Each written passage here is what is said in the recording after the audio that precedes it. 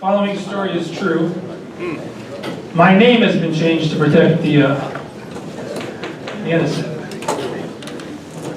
So when I was a kid, and I was in 6th grade at the time, the way we used to get back and forth in Brooklyn to school and home, the city didn't want to pay for busing, so they just gave us these passes to go on the city bus. And so at a pretty young age, we're taking public transportation back and forth. That was the norm for us. So during the winter one evening, we're waiting for the bus to go home. It's already dark outside. I believe I was in the 6th grade at the time. And this guy and his girlfriend, probably late 20s, early 30s, are standing there. And we have a bunch of yeshiva kids. And they're making fun of us. They're laughing, they're pointing. And then the guy reaches into his pocket, pulls out some change. He takes a coin, throws it on the floor. And of course, one of the kids, sees a shiny coin, he goes and he picks it up. And they're laughing, look at the Jew, he's picking up the money, and they're making fun of us, and they're giving it a good old time. So I was the same shy, reticent, withdrawn young man that I am today. And so some words were exchanged back and forth, and we continued. We got on the bus, we traveled, we're about halfway through the route, and they got off the bus. And as she got off the bus, and then he got off the bus, some parting, brilliant, deep, meaningful things. As he got off the bus, I suddenly realized, and I said to him, "You forgot your wallet." And he turned around to come back on the bus, the doors closed, and we drove off. And he chased us from, I'll never forget, he chased us an entire block in Brooklyn. It's dark outside, it's cold, he's huffing and puffing. We made the light, he didn't make the light. He's standing there bent over, waiting for the light to change, and I see that his girlfriend catches up with him to tell him, no, he didn't forget his wallet on the bus, and he had it in his pocket the entire time.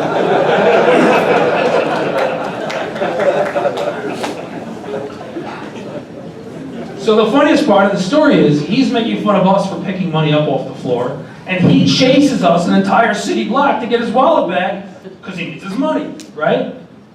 I'm sure the irony was lost on him. But it was just the amount of money that made it different. If it was a nickel, he wouldn't have cared. If it was a quarter, he wouldn't have cared. But it was his whole wallet, lots of money, he's going to chase us all the way down.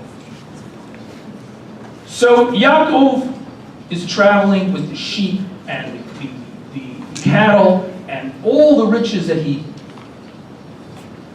amassed through incredible hard work, sweat, blood, tears, years and years and years and years for the trickster Laban. And he ekes out all this stuff. And he crosses the river, and he's got all this stuff, and he realizes he forgot some little pitchers on the other side, some jugs.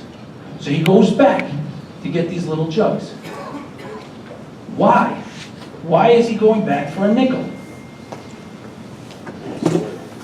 There's two things that we understand here. One is, it's so little. The money is so little. Why is he going back for just a few Tupperware containers? But the other thing is the bother. How annoying is that? He's got everyone together. There's no street lights. There's no street signs. Right? You can't call AAA. He's going back across on his own in the middle of the night. And in truth, he ends up in this struggle till the sun comes up, fighting and fighting and fighting for a few small jugs. It's not just the money. Why would he bother? Why would he go through that effort? So if you imagine yourself as an absolute pauper, wrapped in rags, lying by the side of the road, dying of thirst, and you have a vision.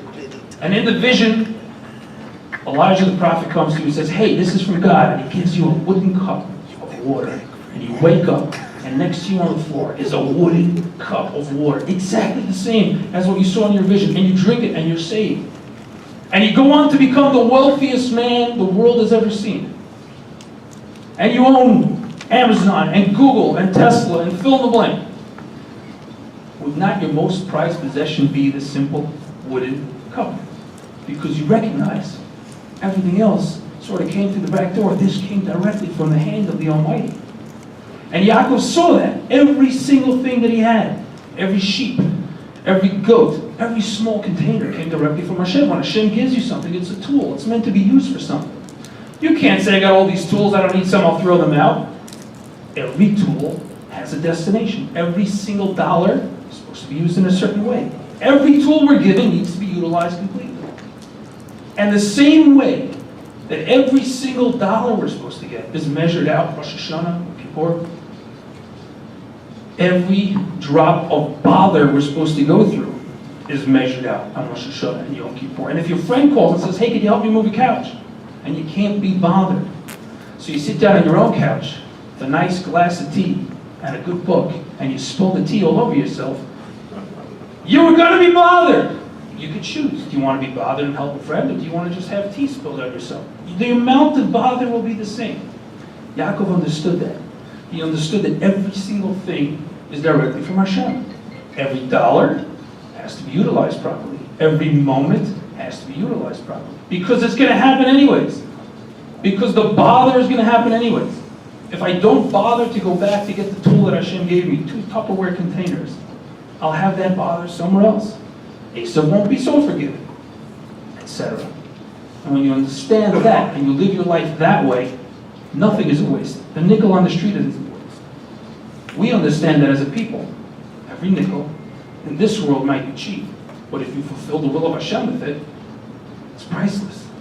And if you live your life that way, it changes everything. Shabbat Shalom.